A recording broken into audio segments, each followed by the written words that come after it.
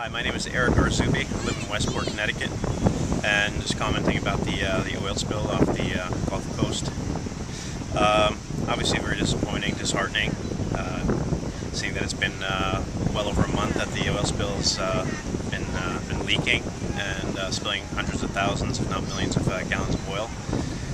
And really shows us that our technology is really not up to where it needs to be. Obviously we can't stop it in time to avoid disaster. It's disappointing. Ready? Yep. Roger Chamlin, Westport, Connecticut. And my reaction to the oil spill is,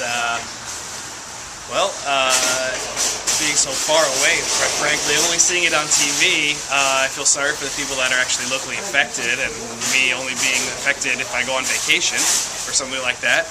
I feel the government and the oil industry should do everything possible to fix it up, but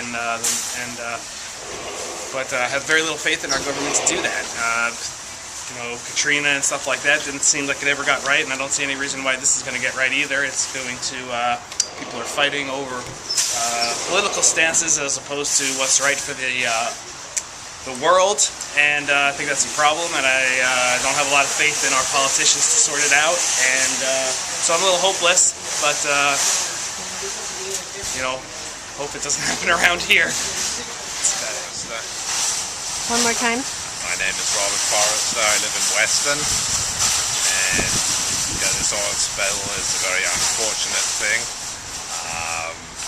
I think that if we had a more rational energy policy, we wouldn't be forcing companies to drill miles offshore where they have to drill down up through a mile of water and then 13,000 feet and make it even more risky. There's plenty of wells that we could drill that are closer to the shore that would not create this kind of risk. I mean, essentially government policy created the risk that we're now looking at. I think it's really terrible.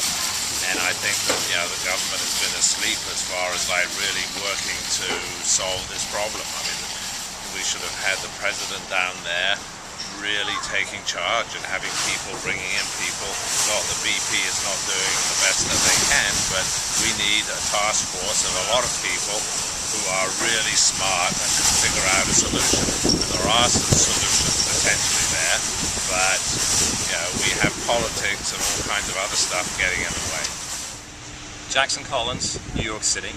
I think what's going on with this oil spill is terrible. I think the government needs to have more oversight as to what's going on.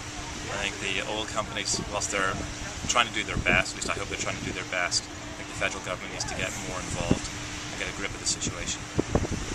I'm Peter, I'm from Westport, Connecticut, and as far as the oil spill, it's that old double-edged sword of the advancement of civilization and ruining our environment, and there's got to be a better way, and we've destroyed our planet, and you can see it from the moon actually, and the whole rest of the universe is probably watching this and saying, what are we doing?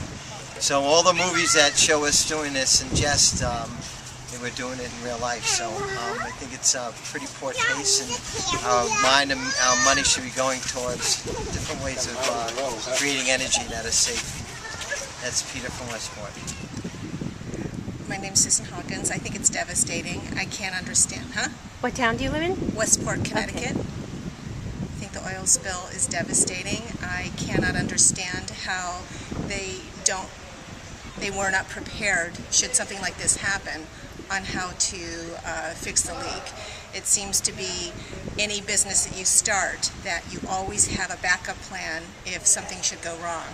And I'm shocked to find out that a company making more money than I can even tell you did not have a backup plan. And this is killing, this is going to be, I'm no scientist, but just my common sense is I would say for the next 100+ years we're going to see the effects from this oil spill.